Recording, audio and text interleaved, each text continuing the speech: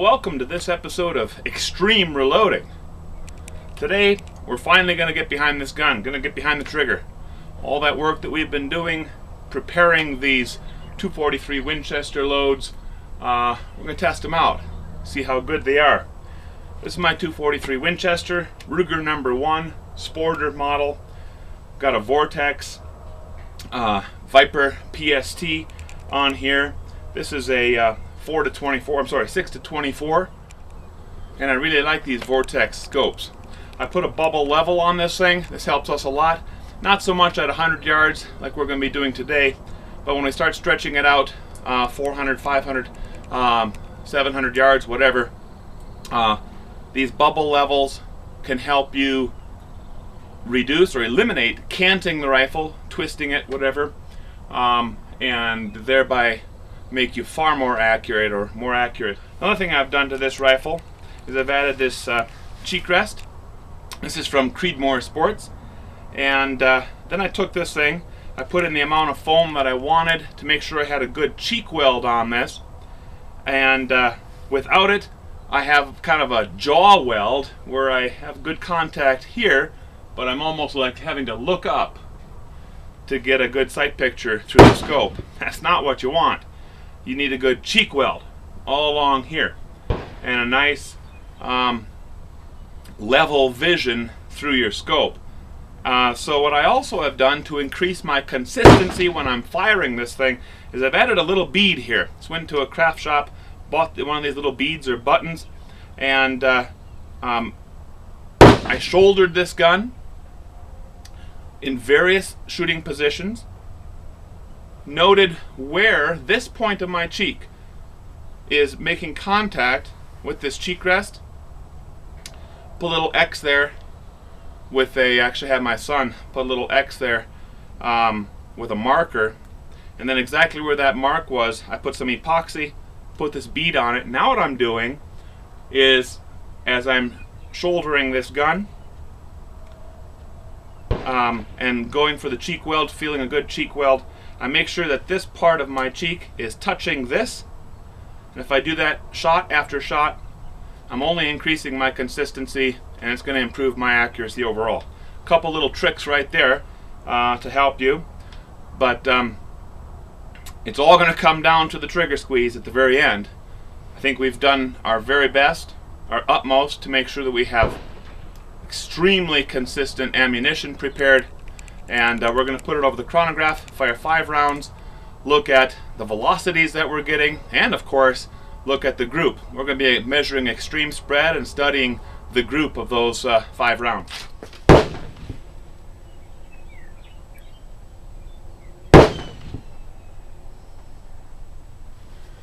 Okay, today we're shooting our A+ Lapua brass 243 Winchester. This is the stuff you saw me reload on the previous episode. We're using Lapua 90 grain CNR L bullets, and today's 37 degrees, no wind. That thing's not moving at all. The Kestrel 4500 that we have out here, and it's an overcast day, very cloudy. That actually is pretty good for chronographing. Real bright days can give you some glint sometimes off of the bullet and give you errors on a read. So this is this pretty much is an ideal day to do this sort of stuff. We're chronographing, we're shooting for group, there's no wind, we're at 100 yards, nice tight berms alongside me here, so I'm not picking up any other winds. This should be a really good test for this load and for our rifle. All right, we're ready to go hot here. This is how we like this thing to look. The bubble level, nice and centered. That means we're not canting this rifle. It becomes more important the more that we use kind of these larger scopes, larger objective scopes. This is a 50 millimeter objective. We're going with higher rings above the we're going with higher rings mounted on these guns. So that means that the scope itself is higher and higher. This means that the scope is mounted higher than the axis of the bore. The more that is true, the more important cant is. So we want to, I use these bubble levels, and right now this is looking very, very good. The other thing I'm doing is on our brass, I'm kind of doing what you might call fire forming. So I'm loading these things with the word Lapua, up in all cases.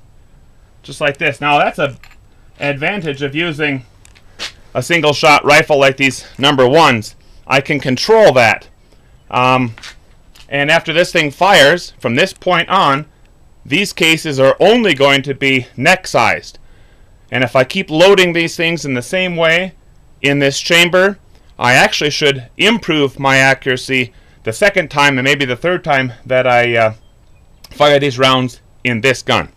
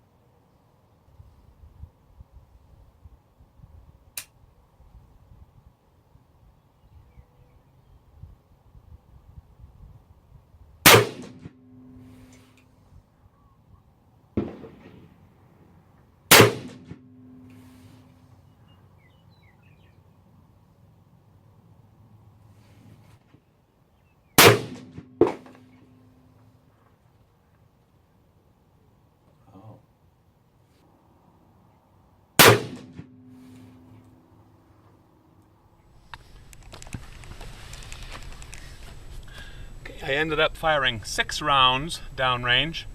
I shanked one, this one right here. I know that when I squeezed that trigger, I didn't have perfect sight alignment. We'll look at the velocities. We were getting very, very consistent velocities on this thing, and I really like this group.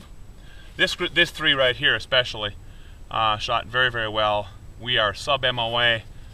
These 4 definitely sub MOA. These are 1-inch blocks. So we'll analyze this, do some extreme spread type of measurements, and look at the chronograph results very closely. All right, we're back in the house now, and I can measure this group a little bit better. As I said, out in the field, this one I know I shanked it the second or the millisecond after I squeezed the trigger on it. So our 5-shot group for record is here, and I'm going to measure extreme spread on this one.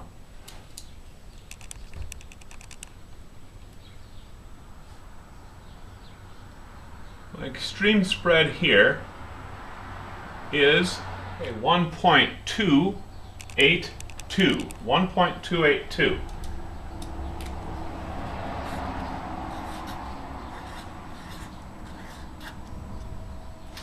Okay, now the way to correctly measure extreme spread is you measure edge to edge on the 2 rounds that represent the widest or most extreme spread. Then you subtract the caliber of the bullet that you're shooting. So this is a 243. And as you can see, we're going to be just over 1 inch in size. That is 1.039 of an inch. And actually, we are slightly sub MOA. MOA at 100 yards is 1.047 of an inch. So this right here, this 5-shot group is sub MOA. If we look at the best of our 3-shot group, that's actually quite impressive. I'm very happy how that thing turned out. Here's our extreme spread on that. Here we're at 769, let's say, 769, sitting right on the edge there.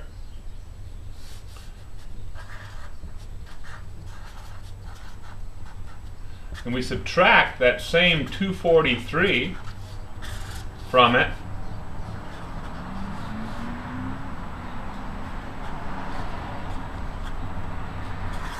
that's 0.526 of an inch, essentially half an inch group right there, which again, we can just say that that's half MOA, and really it's just a little bit better than half MOA. Now, the one concern I had when firing this 243 at 100 yards is I know that this 243 with this particular load shoots okay. It shoots pretty good at 100 yards. But there's this phenomena called settling down.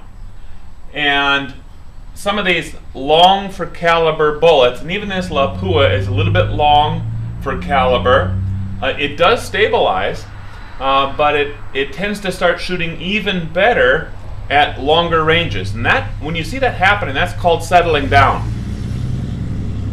And definitely this load needs to settle down. So if we could have shot at 200 yards, 300, 400, or what I want to show you is our 700 yard group that was 3.7 inch 3-shot group at 700 yards. And that demonstrates that this load for this rifle does indeed settle down. So I'm really happy with how this thing turned out.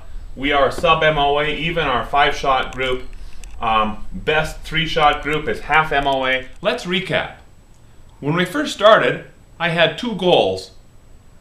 One was to achieve sub-MOA or 1 MOA accuracy of the 5-shot group. Second was to achieve a standard deviation of the muzzle velocities of those 5 shots to be less than 10 feet per second. In other words, to be in the single digits. You know, if I would have stopped at the first 3 shots and only done a 3-shot group, the extreme spread of that 3-shot group would have been 2 feet per second. Standard deviation would have been phenomenally low. In fact, the variation we were seeing in shot 1, 2, and 3 were actually below tolerance for that Ehler Model 33. So we can say that essentially those first 3 rounds were flying at the exact same velocity. The mistake that I made was firing the 4th, and 5th shot without letting the barrel cool. Now, in some bull-barreled guns like my 220 Swift, 3 shots, 4 shots, 5 shots doesn't make much of a difference. It can take a lot of heat before that barrel really starts heating up and you start seeing any sort of change in muzzle velocities and change in where the rounds are impacting downrange. But this is a short little sporter barrel. I guess I was in a little bit of a hurry to get my 5 shots done, and I shouldn't have. I should have allowed this barrel to cool a little bit after maybe the 3rd shot or even after the 2nd shot. And I betcha, if I had done that, all 5 of my rounds would have been much, much closer to what we were seeing for rounds 1, 2, and 3. But that is what it is. You know, this really is a hunting rifle. I've set it up to do some target long-range shooting for me with this sort of scope. But out west, you know, pronghorn antelope, this is a fantastic setup for those critters and for that sort of hunting. So I wanted a gun that wasn't going to be terribly heavy to carry out in the field all day. Ultimately, what does it all boil down to? We have spent tremendous amount of time crafting those rounds. We've got top-of-the-line Lapua brass that's been labored over, if you want to call it that, to produce extremely consistent brass. We sorted our bullets, weighed the powder charges to be identical, and we're using CCI bench rest primers that are, in my experience, excellent primers. Well, thanks for watching Extreme Reloading. You know, we're not done now. We've got some more stuff. I'm going to be taking a look in the near future at Hornady's new premium brass, and we're going to do some tests on chamber and barrel heating, and we're going to continue having some more fun to help craft the most extremely accurate, the most extremely consistent ammunition we can possibly create. So stay with us at Extreme Reloading.